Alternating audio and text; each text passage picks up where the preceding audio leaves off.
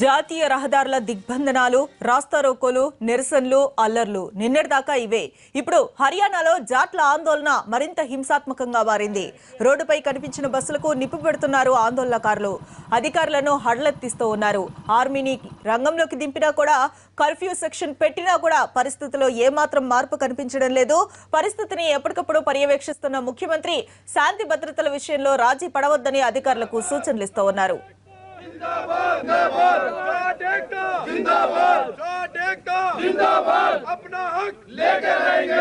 జాట్ల ఆందోళన అంతకంతకు ఉధృతమవుతూ ఉంది. 8 జిల్లాల్లో కనిపిస్తే కాల్చివేత ఉత్తర్వులు జారీ చేసినా కూడా ఎవరూ వెనక్కి తగ్గడం లేదు.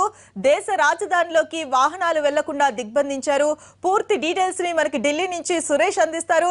సురేష్, చెప్పండి, జాట్ల ఆందోళనకు సంబంధించి కేంద్రం ఎటువంటి చర్యలు తీసుకుంటూ ఉంది? ఇప్పుడున్న పరిస్థితి ఏంటి?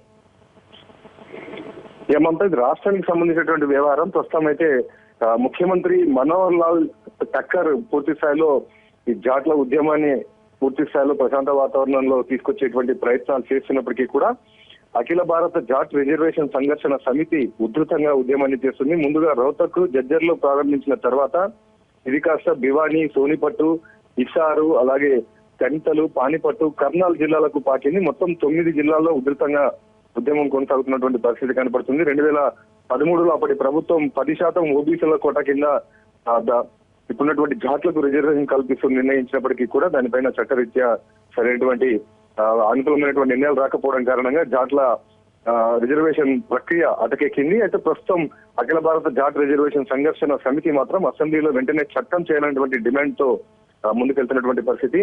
దీని కారణంగా తొలిసారి దేశ చరిత్రలో అంబాలా నుంచి ఢిల్లీకి వచ్చేటువంటి జాతీయ రహదారి, ఇటు రైల్వేకి సంబంధించినటువంటి రాకపోకలు తీవ్రంగా అంతరాయం కలిగింది. పూర్తిగా రాకపోకలు బంద్ అయ్యాయి. అలాగే ఢిల్లీ హిసార్ రహదారి కూడా బంద్ లో ఉంది. దీంతో పాటు హిసారు, ఈ రోహ్తక్, జజ్జర్లో చూసుకుంటే పూర్తి స్థాయిలో ఉద్యమకారులు అక్కడ ఉన్నటువంటి రాకపోకలకు సంబంధించిన టోల్ గేట్లు, వాహనాలను ఎక్కడికక్కడ నిలిపివేస్తున్నారు.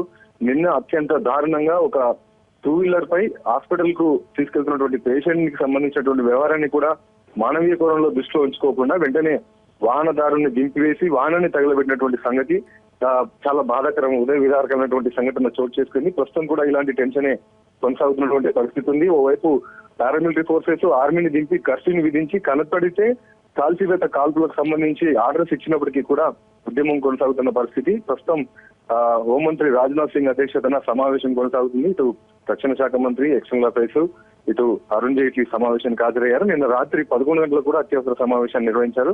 ప్రస్తుతం కూడా మీటింగ్ కొనసాగుతుంది. కేంద్రం ఈ రిజర్వేషన్ కు సంబంధించినటువంటి ప్రక్రియ విషయం పైన ఒక నిర్ణయాన్ని తీసుకునే దిశగా ప్రస్తుతం ఉద్యమాన్ని కూల్ చేసి తర్వాత జాట్ రిజర్వేషన్లపై చర్చలకు విషయంగా వెళ్లి వీరి డిమాండ్ ను పరిగణలోకి తీసుకునేటువంటి అంశం పైన చర్చలకు వెళ్లేటువంటి అవకాశం ఉంది. ప్రస్తుతం అయితే ఉద్యమం కొనసాగుతుంది.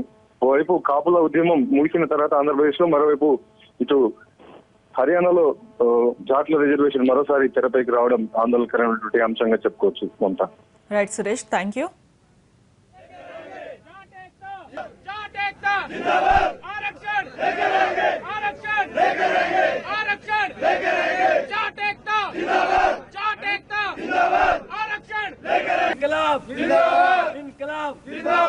भारत माता की जय, भारत माता की जय। जिंदाबाद। पेट्रोल पे खड़ा हो जा भाई, पेट्रोल पे खड़ा हो जा भाई।